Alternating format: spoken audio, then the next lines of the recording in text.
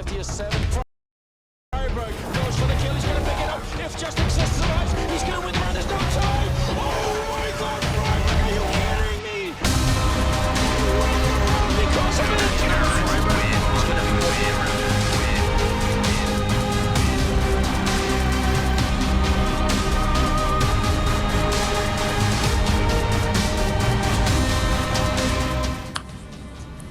Hello everyone and welcome to another edition of By the Numbers. I'm your host Richard Lewis, and joining me every week it is the man who takes shilling and selling out to unprecedented heights. It is Duncan Thorin Shields. So how are you doing? Yeah, I'm alright, just chilling out after that MLG event. Yeah. Got to get home, just relax a little bit, start to enjoy my life. Well, let's talk about that at the top of the show, right? The art of decompression, right? Because I think people think, like, when you live the esports life, it's like every day is the esports life. You wake up, you think, yeah, you're gonna get me a Dota esports. I'm well into it, and that's it. Like, you don't take any time to do anything else. It's especially deceptive with you because you do seem to put out a video every day about something. It's whatever thoughts occur to you, whatever the voices in your head tell you to talk about. So, what do you do on a day off? What does Duncan do on a day off? I mean, it's very rare I have like a real day off. Usually a day off to me means don't do much work that day. Like, I usually still check all the sites and all that sort of stuff just to keep up to date, because that's another thing people don't realize. If you're going to cover, especially because I cover 2 games, if you're going to cover them in any sort of depth, if you skip even a day, if you're using Reddit for news, you're not even going to get some of that news. It'll be gone by the end of the day. It'll be very hard to track down again. So you got to do all the basic stuff, but then on top of that, a day off to me is like, just do a minor amount of that stuff just to keep it ticking over, watch some movies, read a book. Problem is, one of the things I've always thought was really underrated in esports work is, like, people will look at how much actual work you output and they don't seem to understand the concept that, like, that doesn't just come out of nowhere. It's not like you can just sit down and go, I want to write a topic today about Virtus Pro, right? Start typing and that's what it... No, obviously you have to literally, like, do all your research and watch games and all that sort of stuff, you know. So some topics, the actual article might be, like, the part that takes the least amount of time. So that's what people don't realize. You have to constantly have that sort of stuff ticking over so that you're ready on the day that you're going to do work to get it all done. So there's no such thing as a real holiday, actually, Rich. Like, I have to say, most of the time I take actual vacations outside of the country. That's how American I am now. I call them vacations and everything, mate. To let all the plebs understand. When I take these vacations, I don't know why they're even called vacations. It's even called Roman Holiday, the classic movie. What were they like? Roman what? It's some sort of foreign shit. Anyway, it wasn't called Roman Vacation, was it? Get it sorted. So when I take vacations or holidays, not Roman ones, then I have to say I always do check that the internet's pretty good so that I can still do work. So all I'm saying basically is I deserve all that money, so keep supporting me by playing at Alphadraft. It's actually a worryingly serious answer, because I know, for example, you know, you do take away to your weekend retreats to Amsterdam or whatever, where, you know, obviously you check out the Van Gogh Museum, or as we should say now, Van Gogh, because we're bona fide Americans now. But yeah, so I've been spending my time just sort of relaxing. I stayed up all night to watch the Super Tuesday elections with a few friends. Turns out Trump and Hillary looking very good right now. It's a great time to be an American. Oh, is it? Yeah, definitely, right? I mean, like, this is hands down the worst election I've ever seen in my life. Like, this is just the worst set of candidates ever. So that's how I spend my time off, watching the impending doom of Western civilization. The spray-on tanned harbinger of doom that is Donald Trump. Which I don't know if I can say that, because obviously I'm employed by Breitbart, but probably lost my job. People don't realise how controversial it is. Now, moving on to talking about controversial things, at the top of the show, you wanted to talk about Anders' video that's just been published. Now, obviously, we're good friends with Anders, but he's betrayed the Brotherhood. He's betrayed the Counterstrike Brotherhood. So in an interview with the Daily Dot, my old employers, before I went full Republican, was the Daily Dot, and he was saying to Josh Raven, good young journalist, that he doesn't think we should necessarily have these huge prize pools equivalent to Dota 2 in Counterstrike Global Offensive. He thinks that actually that could be detrimental to the scene. That the logic, I think, seems to hinge on the fact that if you have a $3 million event, then it makes all the non-$3 million events look shit. which to me logically is like saying, well, don't make a car because the horse and carriage will look shit by comparison, so we should all be riding around like fucking Amish people or something. So I don't quite understand the logic there. Do you? No, I mean, the part I don't really get about it, especially, is what he doesn't explain, unfortunately, is the mechanism of how having tournaments be close to the majors, it like helps the tournament. Like, I can understand the level on which if you're like, for example, okay, IEM Katowice is a tournament which has like basically the same prize pool as a major. So yes, people will think that is as good as a major, but now that the major is $1 million, they'll go, oh, it's not as good as a major. But here's the problem. It never was as good as a major. And also, you have to explain what is the mechanism. Why is us thinking IEM Katowice is equal to the major good? Like, I'm still watching IEM Katowice. It's got all the great teams still. They can't afford to make it $1 million. Therefore, they shouldn't even be in the question anyway. Like, they're not in a position to be able to compete. And in the end of the day, there only are 3 majors in a year. So why would we want like 7 tournaments to be considered similar to a major? If anything, I think putting the prize money up addressed a problem that I could see happening this year, which is last year, I think we had something like 7 tournaments that had the same prize pool as a major. Well, we were going to have a similar or worse scenario this year. So I think it's good that we don't have 10 tournaments, which if you look at the prize money alone, look like they're all majors. And the big problem for Anders is, this is a classic example of what happened when people only live in one game. So because he lives in CSGO, he has to hypothesize and imagine what would happen in a world where this was the case, right? And go, well, what would happen if every tournament was 3 million? Problem is, Anders, there's literally a game right now by a company called Valve where they have 3 majors in a year and an international, and each one of them's $3 million. And guess what? All the other tournaments still have their teams competing in them, still get viewers, and it hasn't affected anything. Like this year already, we had the Star Ladder finals was like, I think the total prize pool there was, that could only have been a few hundred K, because first place was like 120,000. That had like some sick teams in it. At the end of last year, there was the summit. That was like a similar scenario, like even less money. It was like 40K, 50K for the first place winner, and that had a ton of the really sick teams in. Yet the majors for Dota 2 were $3 million. So the money's way more for that, and yet it doesn't kill off the tournament. Because a key part that he doesn't seem to, he doesn't understand, maybe he doesn't acknowledge, is that since these aren't competing events, the people are still going to, if they want to watch the best CSGO, they're going to watch IEM Katowice this week, because what else is there to watch? They're not going to go, oh, is it not going to million? Oh, I'm not watching that. Most people I know are watching for the game, not the zeros on the check, you know. Yeah, I agree. Just to play a little bit of devil's advocatory to your points, and apparently people are spamming in the chat that your mic might be peaking slightly. I think we've got the old. It might be too loud, yeah. Yeah, I think Skype has done the old Ronnie reset on your microphone. But you know, like there was some issues, you know, in regards to having these huge prizes. Indeed, when Valve announced the majors, it was simple to realize that tournaments that were very close to the majors, if you scheduled a tournament close to the major, big teams wouldn't want to go to that because they wouldn't want to, you know, necessarily reveal, you know, tactics or anything like that, or they'd rather just be boot camping before the big prize. And this has happened demonstrably so. In fact, a lot of tournament organizers I've spoken to feel a little bit aggrieved in a way that the majors exist, you know, between a normal schedule. That if you schedule anything, you know, 6 weeks, even 2 months away, there's a chance people, the, you know, top teams might just want to prioritize the major over your tournament. So that, I mean, that's a concern, even though I think the prize money should be upped in CSGO. So do you think that's something we need to be considerate about? I mean, that's basically just down to Valve not revealing their schedule. Like, something that I don't really understand to this day is, if all these companies really believe what they sell to the mainstream, which is that this is a huge sport and we're going to be around for 10 years, then where is the announcement on January 1st of where your World Championship will be held and all that sort of thing, and where all the majors will be every date for the year? Why is that not out? Yeah. What people don't realize is there are actual majors which don't get decided until like 2 to 3 months before the major happens. That's absolutely ludicrous.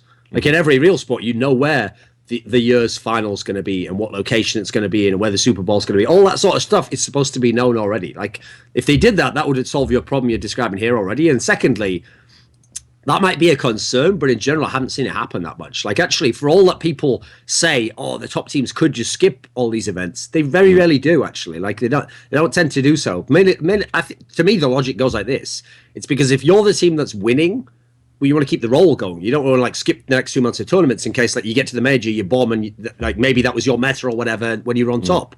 So you don't want to skip while you're on top. But also, it doesn't work the other way around. If you're doing really badly, you also don't take 2 months off for the major because you want to get back into form and you want to figure things out.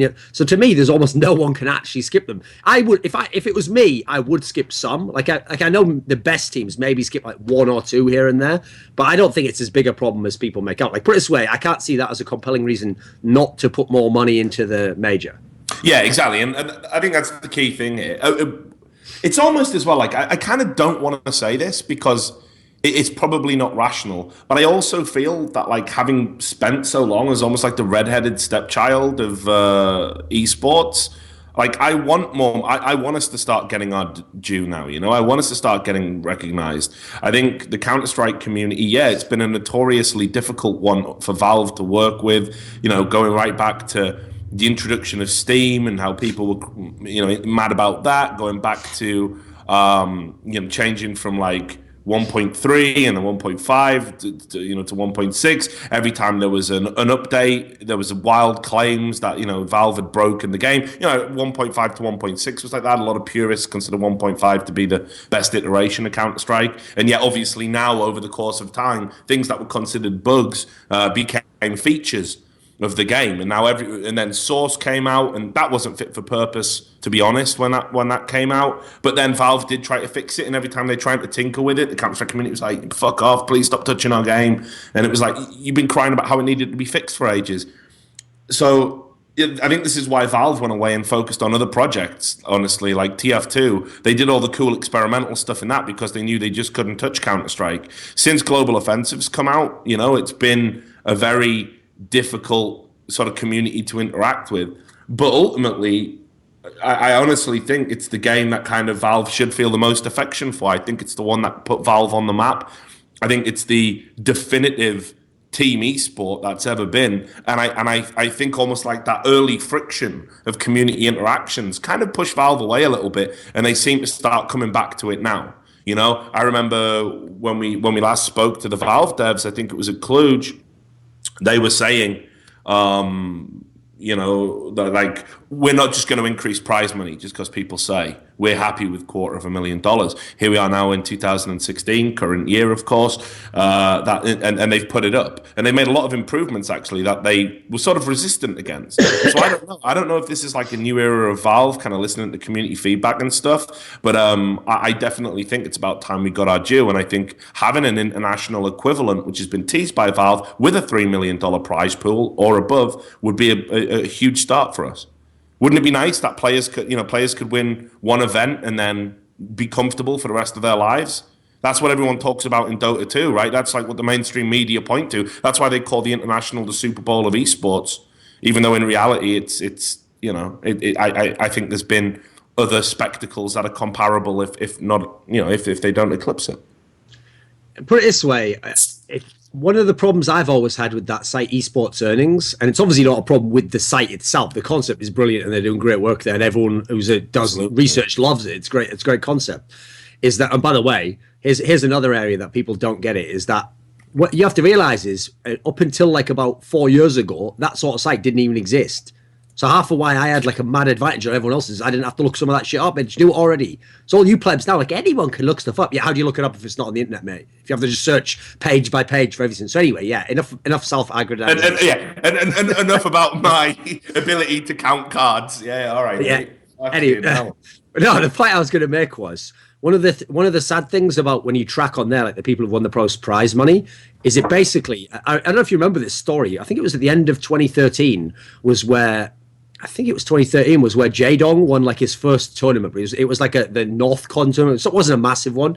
And I think around that time that he won it was when they announced that he'd like broken the prize money for what a pro gamer in history, and he'd beaten Fatality, and he'd gotten to around I think 500,000. Problem is that lasted next to no time because basically everyone who won like the international and that sort of thing just like instantly moved ahead of him from winning one tournament, and that will now happen every single year. Every year there is the international or majors, etc. People from Dota 2 are going to just go like way above everyone else in all of history. Now listen, obviously history itself has moved on, like we've got better prize pool. That is a good thing. It is a good thing that these people make a lot of money. The problem is that this is going to now happen when we're in contemporary time. So Olofmeister is now going to be like $7 million behind some Dota guy like in 2 years or something. So you can see the problem there. Like these are games which are having similar viewing figures, similar success, similar amount of people who are like, please take my money. And yet one guy who's the best is making like a seventh of the other guy. That's a problem for me in some senses. Yeah, and I agree as well, you know. But then we get into the conversation of like certain sports certainly command bigger salaries and bigger financial rewards, you know. For example, if you go back to the 70s, I think it was something ridiculous. Like the average salary of an NFL player was something like $28,000 a year, and they were way below baseball and the NBA. One of the things the NFL sort of did with its, you know, structure, which we all know is dubious, they did increase the salaries. They enabled those salaries to be increased. So, you know, does a footballer deserve more than a basketball player? Does a baseball player deserve more than a soccer player? You know, once you start getting into that territory, I think it's very hard to quantify. I think what we can agree on is that there shouldn't be a huge disparity for esports professionals. Like you can't say a Dota 2 professional works harder than a Counterstrike one. I don't think you can necessarily say that. Unless there's something I don't know about how Dota 2 professionals train. But yeah, I have to watch a lot of anime, I've heard, and make a lot of memes. So it's a lot of extra work. It is pretty hard actually. Like when you're jerking off over your fucking 5th installment of tentacle porn for the fucking day. Like I imagine you do get a bit worn out. But that'll just be our little secret, Richard. That'll be our little secret. That's what you do on your day off. That's it all loops back. But like, so obviously we shouldn't be talking about Dota 2 because we're not allowed to, obviously, because we're too edgy and we're asses, so it's dangerous to start talking about Dota 2, I've heard. Yes, that is correct, senpai. So let's talk about some shit because we didn't do a show sort of since it all went down, and we alluded to it out in Ohio. I think it's worth talking about.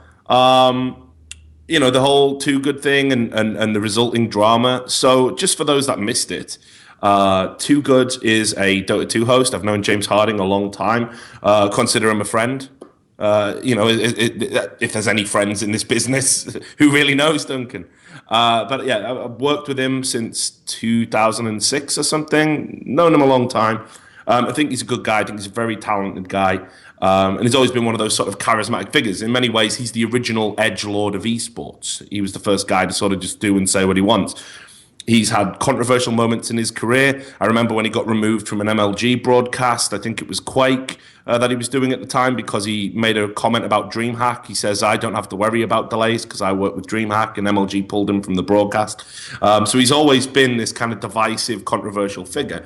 Anyway, he went out to the Shanghai Major for Dota 2, and it seems that there was a disagreement with the producer, which seems to have revolved around him not listening to his cues. They wanted to go to a break. He didn't want to go to a break. He made a few jokes that were, how should we put it, inappropriate for the region. Particularly, he made a joke about the censorship on the internet in China, which I don't know if anyone knows. Chinese government's a little bit sensitive about that.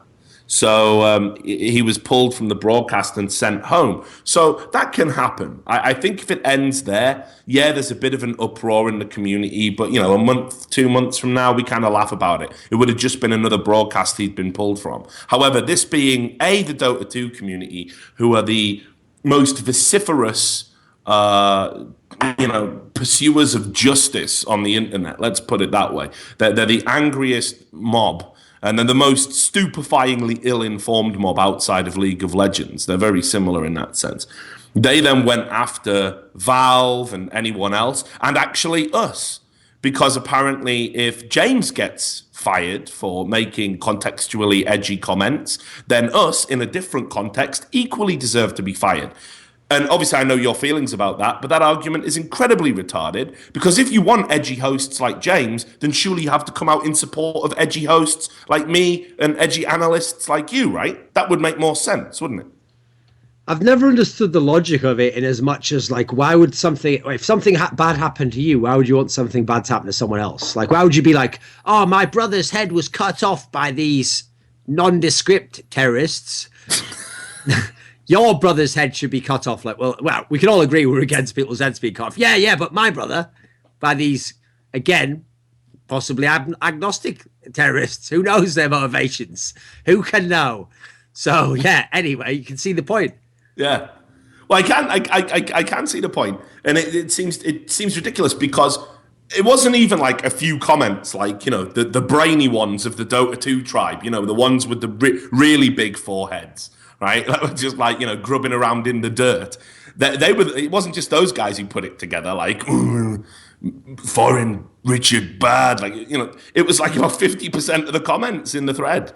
And then, of course, what people don't realize was, of course, these people contacted MLG while we were doing a broadcast for MLG to say, I will never watch MLG Counterstrike again because I am really a Dota 2 fan.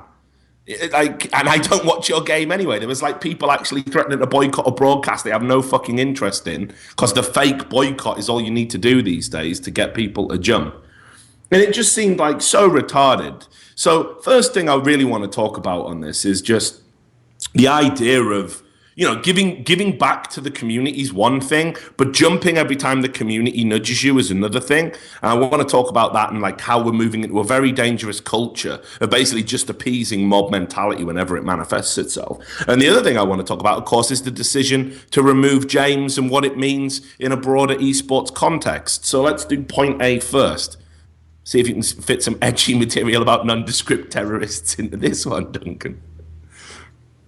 So you mean about the fact that as a culture, people try to appease the mob? The problem with this, as far as I can tell, is it actually isn't like unfounded why broadcasters and publishers do this. Like from the little bit I've read into it, because obviously in the history of journalism, there's stuff about like pieces being removed and this sort of like general censorship where like essentially companies censor themselves. It's not the government forcing them to. Yep. From the little bit I've read about it, it seems like there was a logic to it. Like what happened was in the past, if people wrote in or rung up a television station, the logic was that you can't poll everyone who's watching the viewers. So what they used to do is, I think they used to have a ratio where they said something like every one person who actually contacts them is worth like 10,000 who think the same thing but just didn't contact them. So as a result, it did only used to take, you know, if we're talking about a TV program, maybe it'd only take like 5,000 people contacting them before the guy who's publishing the TV stuff, the TV channel would be like, right, we're going to remove this. Like there's a lot of people who are unhappy or offended by this. So I could at least understand the logic back then. The problem is, from my experience of esports, say 1,000 people contact you and say, I don't like this thing. Actually, that's just told you how many people really don't like it and will do something about it. It's 1,000. That's the number, because anyone can send out a tweet, anyone can write a stupid comment. So actually, there is no hidden like mass that they represent, that they're the like vocal aspect of. What's funny is they're a vocal minority in those literal sense. They are all the people who really are upset by this. And when you see it's 1,000, but you know your broadcast is going to have 250,000, they literally, on an objective level, if you're talking about numbers, do not matter. They are so infinitesimally small that's a kowtow to them, especially if it would actually ruin something that the other 99% of people would like. In fact, more than 99% would actually ruin the show. So I think in the modern day, to me, that's just an example of people either not understanding the medium of the internet or kind of trying to be mainstream and think, oh, I've got to be like a TV channel and behave the way they do. Whereas I don't think either of those are the case. You know, I don't think there's that many people get upset by these things. Well, you know, I do worry about it. You know, it's happened to me. I still think the DreamHack incident was an example of basically offering people, you know, offering someone up to appease the mob. Now, far be it from me to make some suggestions that I didn't make at the time, which are, for example, I've never had a particularly great relationship with Hellspawn, going back to the time he slandered me in Rakaka, which he used to be a writer on, and they took a chat log of me and then chopped parts of it out and used it out of context to imply I was a thief. because I don't even think it was me. I think a journalist on a site had used a photograph and not credited the source, which is the kind of thing that happens on the internet all the time. Now, instead of resolving it amicably and doing it through the correct channels, where you've got a time limit to change the photo, or you can credit it with a click through, or whatever it is that you need to do, the photographer didn't want to do that. They wanted to either pull the photo or get some form of payment, I think, or have a click to like a website and have it promoted on the site. And I wasn't prepared to do that because that's not what you have to do within the within fair use policy. She's well within her rights, obviously, to ask for it to be taken down. So I said, I'll get round to it. Because I delayed and said I'll get round to it in my own time, Rakaka ran a story saying I was a thief. So predicated on that, ever since then, I was like, yep, and let's be clear what Rakaka was. It was an absolute dog shit rag that basically used to take IRC logs of esports people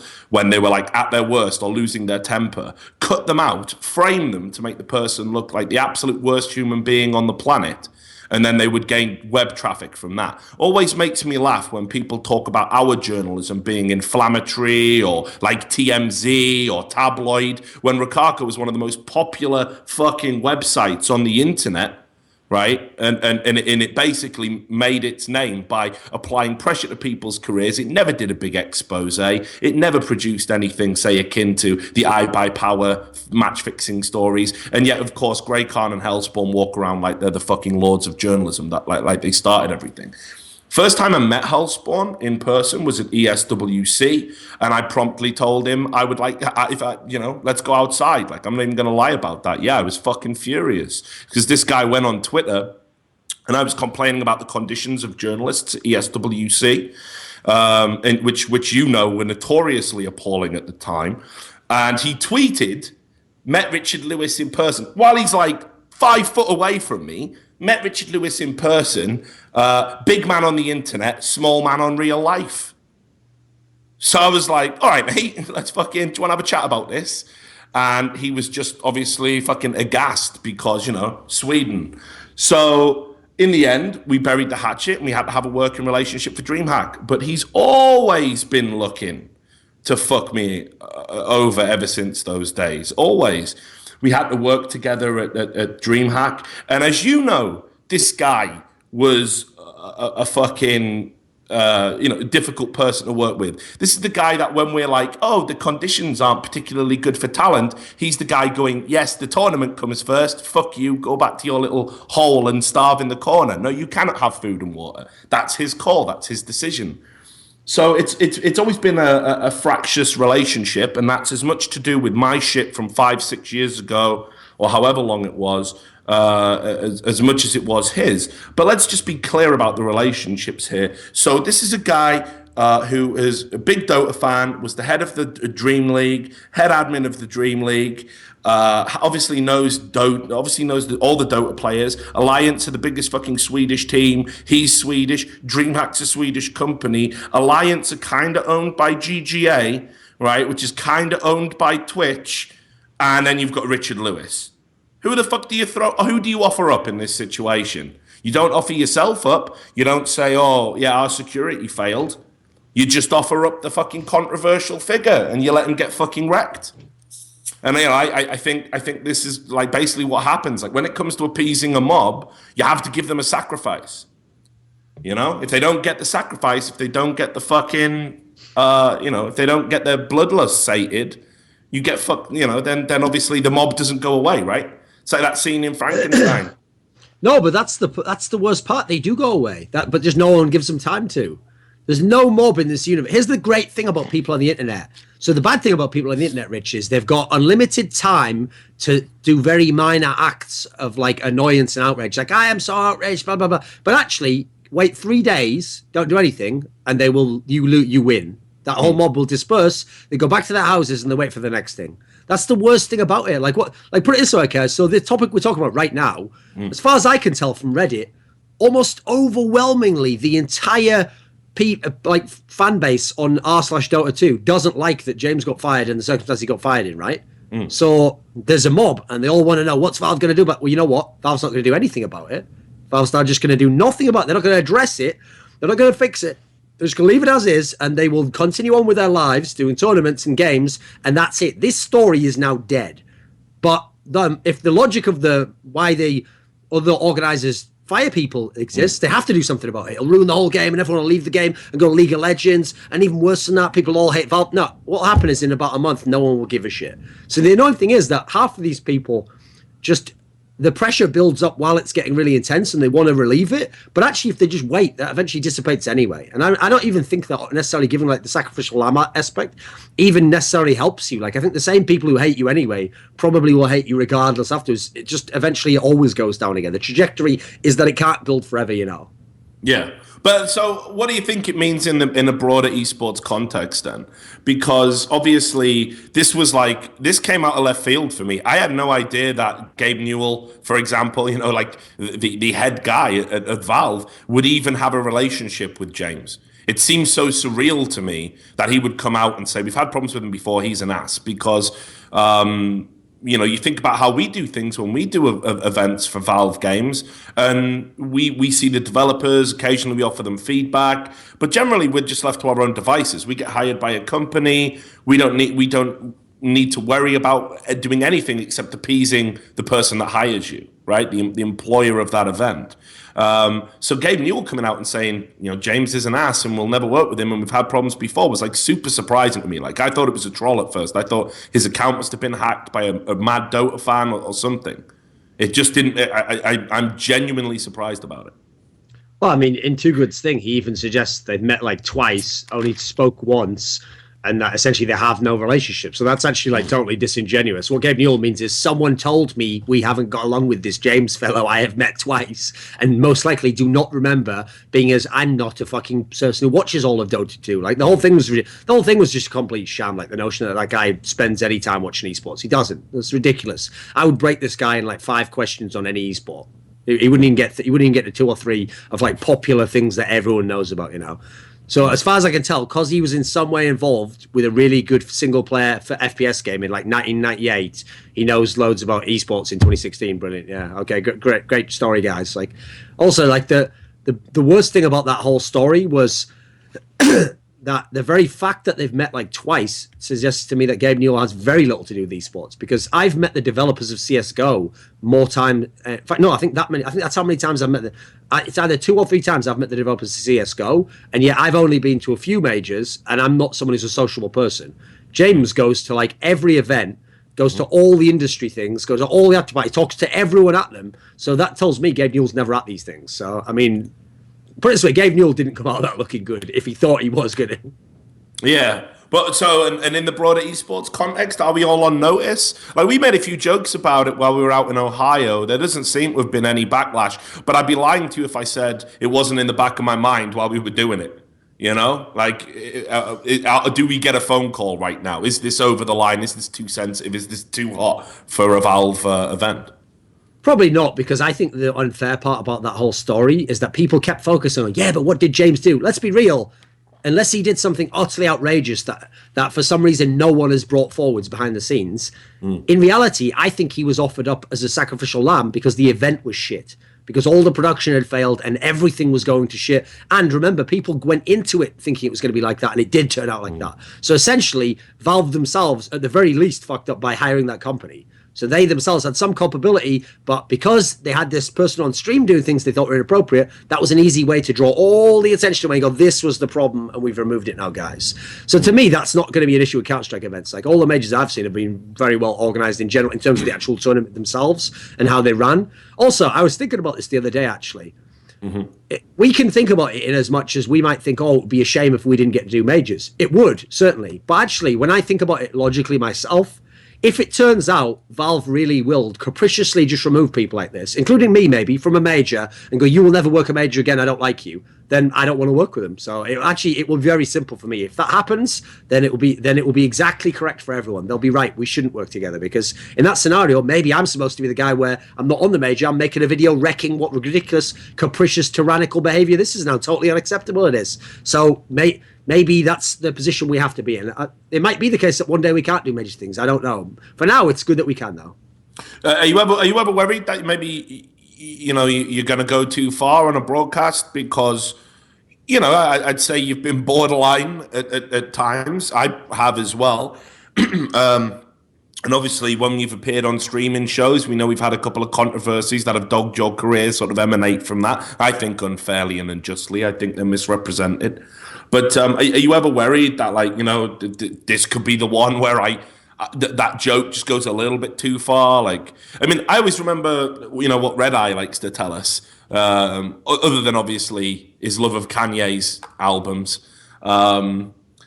He said that he had to apologize during an ESL event because he made a joke about storms during when, like in a StarCraft game or something, during when there was some particularly bad storms in the UK, and someone had been killed by a falling tree and complained to ESL saying it was inappropriate.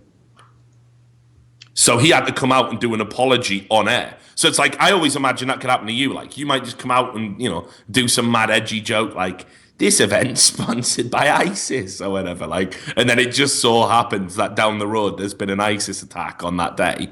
And it's not intended to upset those people, but I imagine it would. So do you ever worry about it? Not really. Like, I don't even think that story is entirely true. As in, I don't think Red Eye literally had to do it. Like, I don't think they would have fired him if he hadn't have done it. What I think happened was probably someone talked to him and said, listen, like, it's not the hassle we're going to get from this isn't worth it. Let's not worry about even on some minor level upsetting the sponsor. So can you just go out and please do this? And he probably thought, like I was saying, if you go from the logic of like, well, do I want things to continue the way they are? Is there something very minor I can do? Oh, apologize. Okay, I'll do that. So what really happened was he thought apologizing wasn't that big a deal. If he really did want to be like, this is ridiculous, like this is what I might do, is be like, this is ridiculous. I'm not going to like have my whole career decided by people who are deciding to be offended over something quite minor, which ultimately shouldn't be counterbalanced against what I'm doing for my job. I'm sure he could have like tested the waters of what his leverage was on that topic. So I don't think it's that big a deal. Put it this way, it might be a big deal for other people. Other people might have to. I will just literally not do events anymore. I'm fine with that. I've done lots of events. It's been great. I'd like to do lots more. I'd like it where if in 20 years we could still be doing this and we had a totally different flavor to Counterstrike. But if we can't, then say la vie. I'll just get on with my life and I'll go, that's a shame. That's not an area I want to be involved in. Because what people don't realize is the majority of those jokes are because we're having fun with the broadcast, because we're enjoying it. We're adding in entertainment. If you don't like fun, entertainment, and the broadcast being varied, then we probably shouldn't be in your game. All right. With that said, IEM Katowice is underway at the moment. We're not going to talk too much about the tournament and stuff. We'll save that for the next episode. But I think one little bit of drama that's relevant to this has kind of cropped up. It's being called Favela Gate because everything's a gate these days. And ironically, if you live in a favela, you can't afford a gate. You don't have one. You just have a shit little shanty house made out of corrugated iron, so I'm told. Literally the opposite of a gated community. Yeah, exactly, right?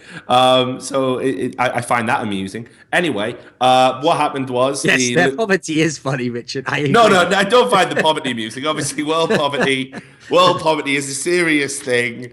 And I'd just like to apologise to anyone living in poverty. And anyway, what happened was, just for those that missed it, Luminosity, I think it was Fallen, a member of Luminosity Gaming, obviously the in-game leader, he accidentally joined a server and then joined a team during a match. And Vuggo, the coach, typed into the game while it was on camera, "Kick the favelas." Now, again, maybe some people don't know. A favela is a slum. I don't know what it literally means. There's probably some literal translation, but basically favelas are slums. So the idea was that this was perpetuating a negative stereotype that all Brazilian people are poor. And indeed, these players for Luminosity were. So Vuggo issued an apology shortly afterwards.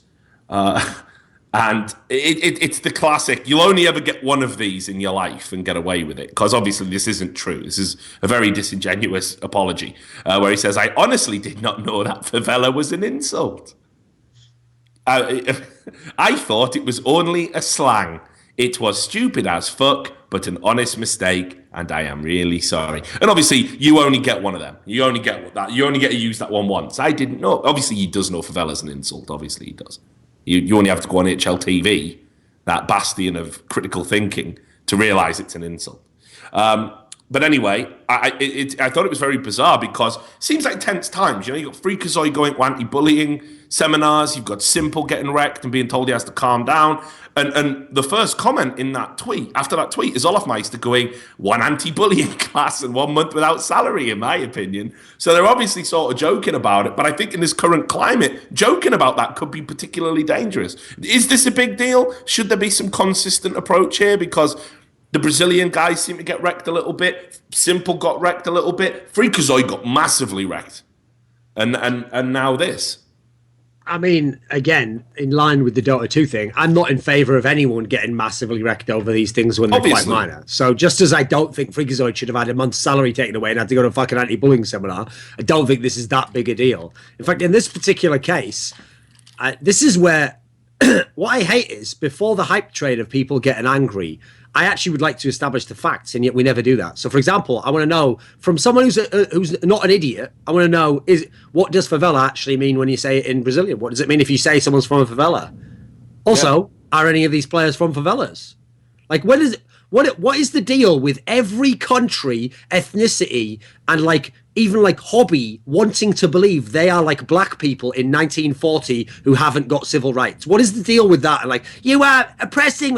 What is that? What is the deal with that? So if I say about someone who's from China something or other, a lot of poor people who live in poverty there, they're like, what? How dare you? That is outrageous. No, it's actually factually accurate. Doesn't even make sense, does it? Yeah, is that the mic drop? Because go on. I mean, the main thing that I don't really understand about this is that's what you actually said, even though it's not actually literally a response. It's just a general statement of people saying, "Oh, you are saying all Brazilian people are from favelas." Again, as soon as someone says that, I go, "Well, actually, I don't accept that because I didn't say that." And then they go, "No, but you are by saying that one Brazilian person is from a favela. We are all from favela." Who said that? These are statements that have never been issued by anyone. I mean, I think the thing is to tie into why do people get upset about this? I've always noticed that, if certain cultures have their particular sensitivities, right? And obviously, a lot of pussies. I agree. Yeah, right. But it's it was like with the Polish shit. You were making some statements that weren't about Polish people, right? But I think it taps into almost if you're a nation that has that national pride, not all nations do. I consider for example, the UK to be almost a deeply unpatriotic nation these days, outside of the retards in the EDL or BMP or whatever. I don't see many people getting up and singing "God Save the Queen," at 3 p.m. or whatever, and eating scones and saying how great the UK is. In fact, everyone I know from the UK wants to get the fuck out the UK. They're sick of it. So. But some nations do have that national pride, and obviously anything that sort of is a poor reflection of the country, you get this complex, but we're not third world, we're great, we've got all this great stuff, and it diminishes our culture and it diminishes what we stand for if people say all these things. So I think that's the particular sensitivity here with Brazilians. Obviously Brazilians, got loads of stuff going on culturally, but if people go haha favela, I guess they feel it's very reductive. I mean, it doesn't even fit with the image they're trying to project. Hey, in Brazil, man, we are really tough and we would kill you. What's that? You typed something I didn't like on the internet. My God, please ring the alarm. Wah, wah. Help, I'm being oppressed. Help, this is hurting my feelings. Wait a minute, translate to Portuguese. Yes, this really hurts my feelings. I just wanted to check what he was actually saying. Apparently something about favela. This is worse than actual favelas existing, which again is an objective fact about our country that I would like to pretend didn't exist. Yeah. Hey, no one in this country lives in favelas. Well, why are you upset by it then? Shit, he's got me on that one. Fuck, no, my whole favela has come collapsing in on me. Metaphorically, of course. Oh, God. This whole favela of cards has come tumbling down. But yeah, it does seem a bit silly now. And here's the thing, Reddit. And by the way, guys, I just want to say, Alphadraft can't even be played from Brazil, so fuck you. Don't even care. Contact them, mate. They're not going to give a fuck what you think. But yeah, like Reddit acted as like a conduit for this shit again, like because people, you won't meet anyone. You won't meet anyone who's gonna say like, "Oh yeah, this is a big deal to me." No one's gonna admit that. So how the fuck is that the top post when there's a tournament going on, no less, and awesome shows like this? And that's what you're gonna talk about? That is retarded. If I can say that in Portuguese or whatever, I don't know. Just Caralho indeed. So yeah, a few other talking points. Obviously, I guess, producer, how long do we have left on the show? Is there a set deadline? Is there a set time? She's 10 minutes. So we've got 10 minutes. We're basically shortchanging you after we've just insulted all of the Brazilian market. I'd love it if Alphadraft came out after the show, by the way, and said, "Good news, everyone! We've just expanded into Brazil," and you've just completely fucking wrecked. Yeah. That might affect your There's a lot of cheap property down there if you want to set up a service center or something. I'd have it armed though, with people with guns have it. So you know. Also, take hazmat suits. Why not? Big nowadays, apparently. So let's talk about just a couple of little news bits, and then I reckon we'll get out of here. So sorry that it's short. Obviously, there's a tournament going on. You can go and watch that instead. One of the things I just wanted to pick up here was I saw a news post.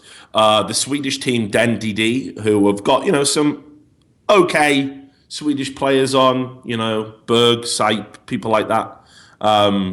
They have asked for financial assistance. Sort of from the, from anyone really, to be able to get to Copenhagen Games, I think it is. And we've seen this a few times where teams have like maybe gone on Kickstarters trying to fund stuff, or they're looking, they openly say, "Hey, we'd love to get sponsors." Now, I saw DenDD at the European Minor. They weren't particularly impressive. I think they went out in the group stages, if I remember rightly. And I don't know. I just wonder what your thoughts were about like this is almost a way to secure funding. Like, how do you feel about sort of lesser teams coming out and publicly asking for money, for sponsorship, whatever? How do you feel about it? I think it's all right. I mean, the thing is, Copenhagen Games as a tournament has long since gone as like any kind of significant tournament. Like the actual prize money for that is not particularly great, and I think they only pay top 4 or something. So I don't think it's like it sounds like the sort of event this team should be attending. They'd probably be like right in the pack in that sort of event. And and nowadays, since we are in like the crowdfunding era, if people really do want to see these people go and they want to contribute, I think it's fine. I don't necessarily think it's like that big a story though. Like, I mean, obviously anyone could do this in theory. Anyone doesn't have sponsorship. Be like, "Oh, can you please give us sponsorship?" So, yeah, I mean, I don't. It's not really like a sustainable approach for the future, but maybe it can work for this one LAN.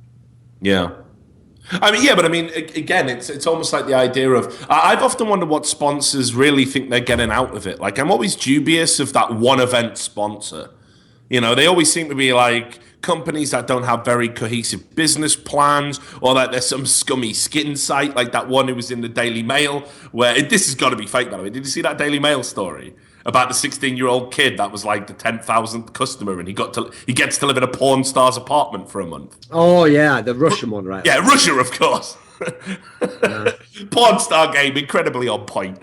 It's unbelievable. So it's like, it's always sites like that they're like, "Oh yeah, we'll pick you up for an event." Yeah. And in fact, the reason I don't like that is, first of all, I don't think it necessarily encourages growth, and it's not very sustainable, and it kind of feels. I don't think it's very good for teams because it's like everything's so short-sighted. But I also think as well, it sort of encourages like those German shitters that are just blatantly fucking cheating and fixing matches on the side. They're the kind of companies they get into bed with, and they get to go to events because of it. And I don't want them at events. I want them banned because they are bullshit. So I do worry about it, like in this sort of culture. I think it would be a lot better if there was just, I don't know, like... So I know, I almost feel like perhaps it's time... if there was an actual legitimate agency for like unsigned Counterstrike teams, or someone that was willing to help them out and maybe so they can make some connections, because there will be someone out there to sponsor them, and you could probably get like a 6-month sponsorship deal and get to a few events and have it budgeted for, rather than this kind of like we just want to get a Copenhagen game so very much. Please pay for it. I just don't think it's a very good look for the business, but I might be being a bit petty. I don't know. No, I mean, the idea that this is a front page story on HLTV.org is the problem to me. Like, this is something that should be a Reddit post, or there should be some sort of a website that connects teams who want sponsorship and can show they have some known players with someone who wants to sponsor a small team and doesn't have a massive team. There should be an obvious setup there. The big problem to me is that this is an example of where, again, esports is way behind any real entertainment industry. Because what's great about a real entertainment industry, so think, for example, like being a stand-up comedian or like a small band, is the reason why there are unlimited amounts of agents that will represent those people is because at the low level, they're all con artist pieces of shit, and that's how they're going to make enough money, because you don't make enough of some small bands. So what you do is rip them off, get them on a terrible contract. So I'm actually looking forward to the day when gaming is mainstream enough that there are some agents out there who can solve this problem by conning the fuck out of everyone. So let's get into the final topic. We talked about this a little bit in Ohio, and the reason I haven't talked about Ohio on the show is because obviously we did it. VODs are out there, you can watch it. I don't want to rehash all the things we talked about. So there's two things that I really wanted to bring up. I hope we still have time. So here's the first thing. It was revealed via Reddit that Oskar, who we all think is a bona fide star and he's up and coming and doing very well for himself, a while ago, he basically took some very expensive skins, including a knife, from a friend of his or a fan or whatever. The fan was incredibly naive because Oskar did the whole, I just want to look at it and see how it looks while it's... Can we just stop a second, right? I do have to say, whenever I hear that sort of a setup, the sympathy starts to just evaporate off the story, where it's like, yeah.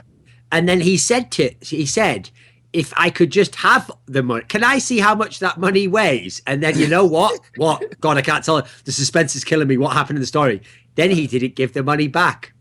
Yeah, I know. It's so retarded. Like, whoa, slow down, M. Night Shyamalan. I never saw that ending. Yeah, I know. It's so. Do you want to buy these magic beans? Like, it is fucked up, right? Like, it is so dumb. But obviously, stupid people exist, right? And I'm not a fan of stupid people. It's my trigger, right? Like, stupidity is the one thing that I find inexcusable. I really struggle with it. Every time I'm an asshole on Twitter, Reddit, or anything, it's always predicated on stupidity. Someone says something that's demonstrably false or whatever, and it just wrecks me. It just fucking wrecks me. I can't understand how people that think that way can exist. Obviously, I'm susceptible to trolling as a result of this, but I just despise stupidity. But the reality is, we can't get rid of them. We can't kill stupid people. We need stupid people. Who's going to serve us our delicious McDonald's? No, I'm joking. Obviously, if you work at McDonald's, a lot of fine people have started there. But you get what I'm saying. We need stupid people. We need people who don't want to be like intellectual and all this. We need them for the fabric of society. Somebody's got to be at the bottom of a hierarchical structure. And if it's stupid people, brilliant, right? Like, it's all right. Imagine how empty Twitch chat would be without people typing in Portuguese. Yeah. Oh, God. So you need. I was setting you up for a Fox fan joke there. Right, but you didn't really go with it, but that's all right. So I know that there's someone in the chat there. I work at McDonald's. I'm really sorry, mate. It's just a joke. Mate. It's just a prank. I'm sorry. Okay, like a lot of fine people who worked at McDonald's in their lifetime. So anyway, we need stupid people. Is the point I'm trying to make. Now, stupid people don't deserve to get wrecked because they're stupid. Or kind of they do a little bit, but they're never going to get unstupid. Yeah, obviously. Right? And this kid, I kind of feel sorry for him. It's like, hey, Oskar, I look up to you. Yes, you can hold my knife on a virtual game. What's that? You want to keep it for 24 hours? 2 years later, can I get my knife back, Oskar? But the point I want to make is, if we know that a player has scammed somebody and took a knife and took a skin from a Valve customer, it is effectively an act of theft ultimately, right? I mean, we would agree that. We have to agree that, because Valve tell us these items have, even though they never admit it has a real value, real enough that you would ban players for getting paid for a match fixing in skins, right? So if match fixing is wrong, and you're going to ban players from that, and there's going to be disciplinary and punitive measures, and also certain types of behavior like and cheating, right? If we're going to ban players for doing that, What are we going to do about players that scam? Is it time that Valve has a stance on this? Because there's been a few high-profile cases, and this is just the latest in a long line of them.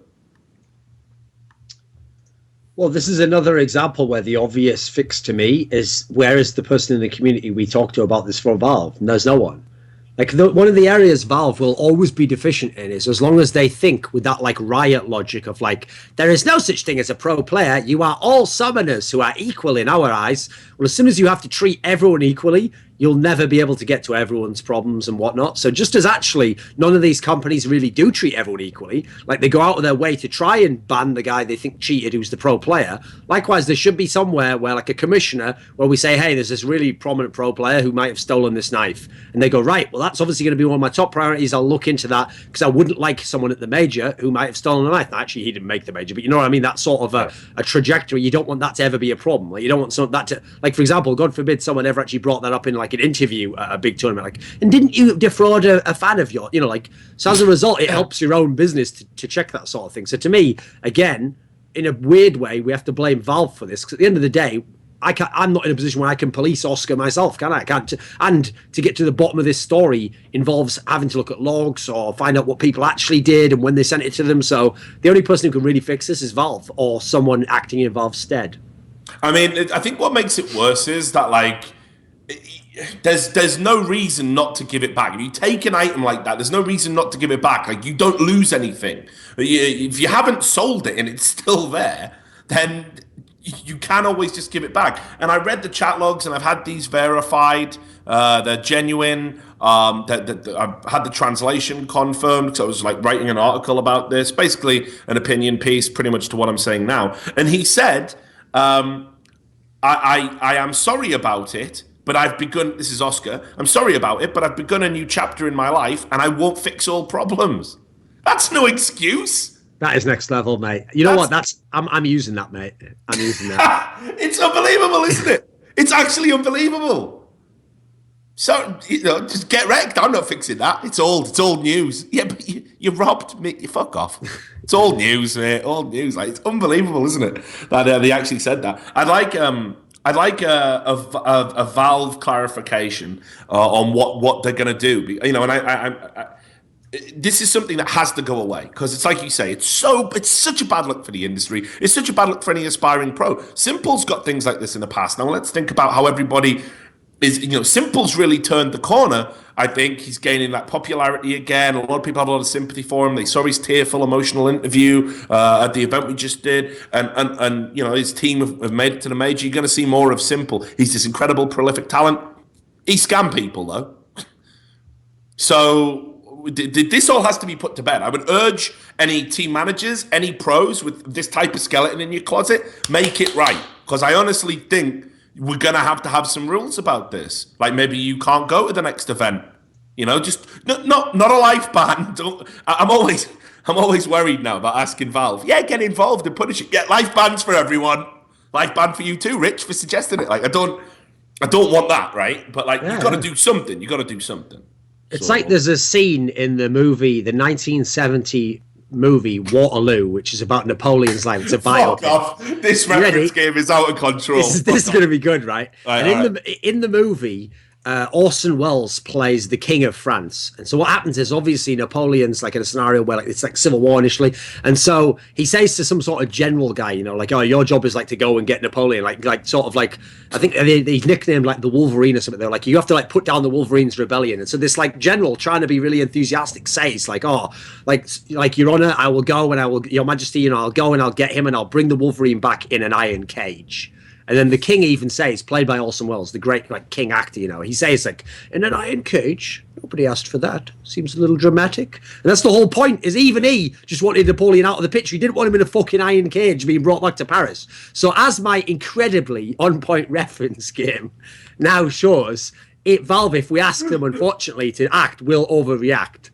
Yeah, so be careful what you wish for. Right, I'm conscious of time. 2 more topics, producer. I'm sorry if we run slightly over, but these are important. SPUNJ. 18th century reference game, incredibly on point. Yeah, well done. Yeah. I like the impression. Oh, nobody asked for that. What the fuck was that? I know, it's great. Listen, watch the movie. It's just like that. That was bang on. All right. I think I've seen it, but obviously it's not embedded in. It's not like top 5 movies of all time that I rewatch. Sure. I think I just It's watched all right. it once. All right. Anyway, SPUNJ.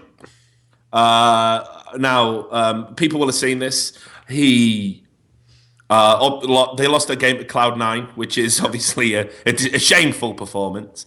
No, I'm just kidding, obviously, but they had a real chance of beating Cloud9, and they lost. He took the loss particularly hard because of a few things. He felt his statistics weren't great in that series. Maybe some of the calls he made were questionable. Of course, that 1v1 that you egregiously highlighted as the worst 1v1 in Counterstrike history, by the way. There's no way that's actually true. There is one of them. It's one of the worst ones I've seen. Right, but you labelled it definitively the worst 1v1. I'm pretty sure if we look. I mean, it was hyperbole. I don't know what the worst 1v1 is, do I? Right. Well, maybe you can do a video on it, Duncan. My worst 1v1s. Just have the SPUNJ one. Just double down on it. Anyway, the point is, obviously, he took it real hard, and we were at the event together. I took SPUNJ out. We were drinking pretty heavily. I don't even remember how I got back to the hotel, not gonna lie. But I thought that is the solution. Like, anyone who has emotional problems, just drown it with massive amounts of alcohol in a foreign countries, but nothing can go wrong. Well, from what I remember, he was upset. He is taking it hard. He's beating himself up about it. He's been thinking about quitting. He got a lot of hate. I'm sure some of them were betters. Maybe some were Renegades fans that were upset about going to the major. One of the things he was taking particularly hard, of course, was he kicked Havoc, who was like, his best friend that he's played with for ages. And the whole selling point of doing that was, if we remove him, we get to the major. And then obviously it didn't happen. So he's feeling incredibly guilty and miserable and not received a lot of support. So he's deactivated his Twitter. There's still a potential he'll quit. Now, we're both in Vegas at the moment. I'm going to go visit him. I'm going to do my damnedest to make sure he doesn't quit, because he's an amazing guy. I've known SPUNJ since CGS. When he was with Sydney Underground. He's an awesome human being. And I think Counter-Strike would be a worse place without him. But what did you make of all of this? Like deactivating the Twitter and stuff? Is this? I think it's a good move if you can't hack it. I should probably do that sometimes. Just temporarily deactivate it and get away from it all, right? I just don't understand what the point of the deactivate part is. Like, if you're not going to check Twitter, just don't check Twitter. I don't really understand that part. Like, what does deactivating do? But the temptation, right? It's just about the temptation. You got to know. It's like, I don't know, you got a plaster on your knee. This is medical reference game, not on point, obviously. But right, and they're like, oh, just leave it, it'll heal. And you're like, yeah, I want to have a look what's going on under there because it's a bit itchy or whatever. And you lift the plaster off, and the scab comes off, and you're wrecking your own healing process. It's like that with fucking social media, isn't it? Sure. I've put an article out today. I wonder what comments will be. All bad, of course. Kill yourself, of course. Death threats, of course. People calling you a liar. People calling, whatever it is. Listen, I understand the temptation. Like, I get that part. I'm just saying that the deactivating part to me is the same as just not checking it. So yeah, but I don't know if that would even help. No, you don't have the discipline, is what I'm saying. Like, I don't. I have to lift that plaster up. Yeah, maybe that would help. The thing is, to me, this is all. The problem with this is, as usual, everything gets conflated into two sides. There's one side that's like, SPUNJ is a great guy, therefore nothing he did as a play was bad. Everything he did in the game was good, and I think he should continue on and do everything the same. Or the other side is like, SPUNJ did a bad play in a game, therefore his whole game is shit. Everything about him is shit. He should never play Counter. Like, the idea that those are the two options is ludicrous. Like, both of those options are patently idiotic. Like, anyone who thinks that everything he did was wonderful because you like him as a person, you're a pleb as well too. So that doesn't make any sense. So to me, a measured response would be, he didn't play well at this tournament. I mean, particularly in the Cloud9 game. The rest of the tournament was okay. It wasn't a problem elsewhere. The rest of the team was doing all right. The team itself looked a lot better, but they didn't qualify. I also think, by the way, that doesn't even make that much sense if you're trying to be fair from SPUNJ's side of like, yeah, but I kicked Havoc. Mate, if you'd have taken Havoc to this event, you would have been fucking embarrassed. This would have been really bad. Like, you would have made Cloud9 look really good, I think, with Havoc in the lineup in this one, because to me, some of the changes in the team clearly were from making the player change and how that shifted around other aspects of the team, and a lot of their good T-sides were quite new compared to what I'd seen in the past. So I don't think that's even a debate whether or not you should have kicked Havoc or not. That, I mean, great, you would have had a friend next year while you were all crying about how you didn't make the major. So, I mean, I don't think that's like a good option in itself. So you know, I I will say though, just as a comment though, you said like he shouldn't quit, etc. yeah. I would never presume to be I mean, obviously you're giving your opinion, but I would never presume to know whether someone should or shouldn't. Like if someone really is someone, I've always said this about players who choke all the time on LAN. Like, listen, if you can get through it and you can hack it and you can become like a Kirby, a device who eventually breaks through and doesn't choke anymore and you start to perform really well, even when your team's like crumbling, part of the reason I'll give you massive props is because that takes crazy mental fortune. You have to overcome something. But if there's a guy out there who's gone through that, and there were people like this in Counterstrike history, and they really did almost all the time fail on LAN. And they always did get nervous, and they always did feel really bad for themselves, and like, I've let my teammates down. You know what? Eventually, if you start thinking to yourself, maybe I should just quit. Maybe you should. Like, maybe you're not cut out for this sort of a game. Maybe you're good at Counter-Strike, but maybe you're not someone who, at the moment, in this point in your life, can handle that sort of stress or whatever. Whereas I'm sure there's other things in life that you could get enjoyment from that maybe wouldn't bring the same stress. So for some people, I can't say who, it probably isn't the right thing. Just because the problem is that they are good at Counter-Strike or they have a mind for Counter-Strike, therefore they think they naturally should be involved in the game. Maybe they should, maybe they shouldn't. But there's more to being involved in this game, unfortunately, than just playing Counter-Strike. Yeah, no, and I get that. So here's why I think he shouldn't. Because first of all, I've definitely seen forward progress from Renegades. They're looking a much better team since they added Estilo. I think they can be exciting. I think they can do damage in the NA scene. Right? And second of all, it being Renegades, you know, right, Chad's a fucking real humble guy. Like all the bluff and bluster is like him being a hype man. He's the Flavor Flav in Renegades, right? Like he comes out and he says the shit that you know, to get the attention on, to get some self-belief going and make the fans believe. And yeah, it's backfired, most notably with the 16-0 at times. But you know, you've got to do that sort of thing. It's like any sport. There has to be someone that comes out and basically, you know, says that we're going to win, and you know, blah, blah, blah, blah, right? Just that's the game. Now, he asked, you know, they've been right. Where's the coach for Renegades? It's not there. I know he asked for one. He doesn't want to be like. He understands that he might be deficient. Okay, he's the best option they've got. Right, but he wants that assistance, and if he doesn't get that assistance, that's an organizational failing, in my opinion. And it's fucking tragic that it comes down on him when he's a fucking lightning rod anyway, because he was asking for help and asking for support, and it never came. I think that's fucked up. I think he gets thrown under the fucking bus. All that hate and all that bullshit on his Twitter, that he shouldn't be having to face that. Now, yeah, sure. If you fail with a coach, if you fail with like a infrastructure and you just have a bad game, it's a different kettle of fish. Maybe you do have to hold your hands up and take a different kind of responsibility and meditate about your future. But if it's not there and it's all on you, I think that is fucked up. So that's what I think. I don't know if you agree. But I think you should have had way more support. Like, I think that level of pressure on your shoulders, where you're the in-game leader, you're a player, you're expected to do a performance, you've got to break down the demos, come up with the tactics. So, you know, it just seems retarded to me. That you know, for a major as well, you wouldn't like just pony up and give them the support they need.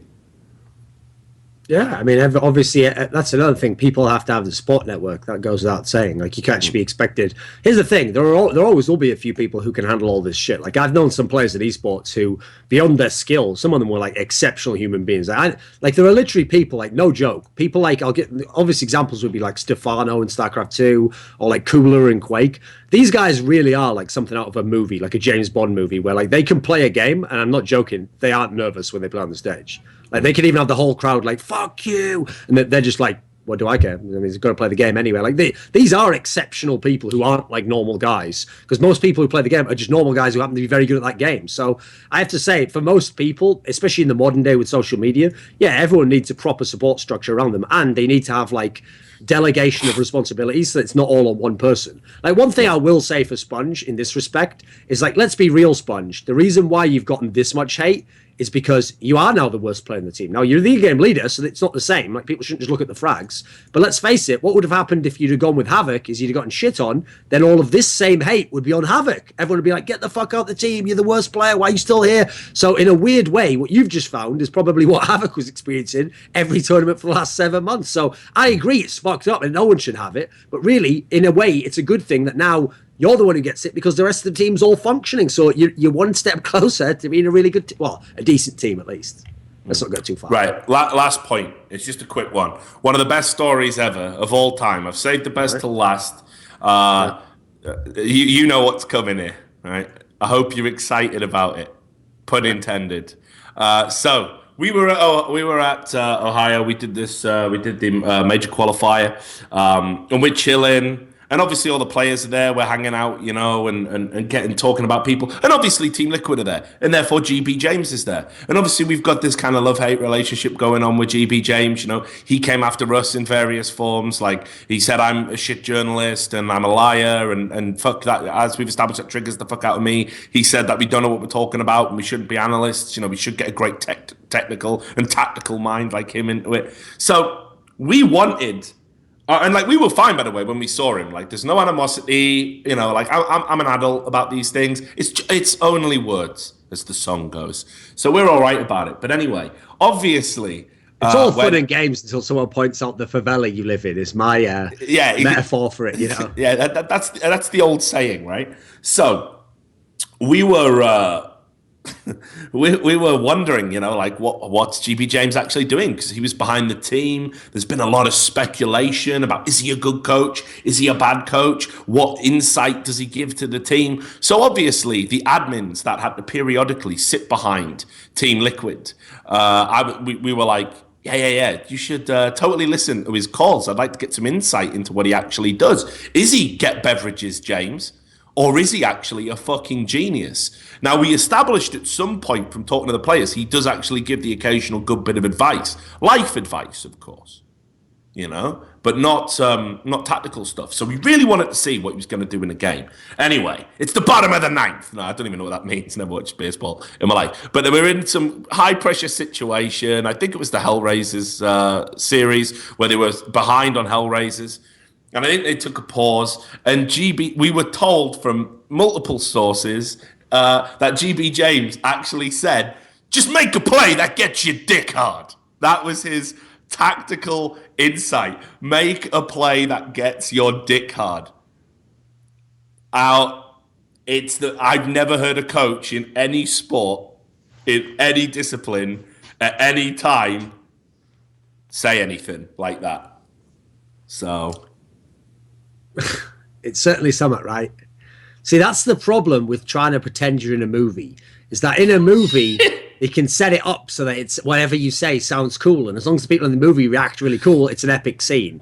In real life you say shit and sometimes it just comes out really awkwardly, you know. Like in that scenario, we all know what he kind of meant there, but it's come out a bit weird, right?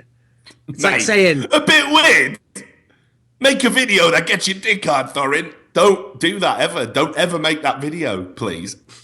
It's like saying some shit like, we're going to fuck them up. Let's get real sexy with these headshots. Like, does it kind of know what it means, but you don't at the same time.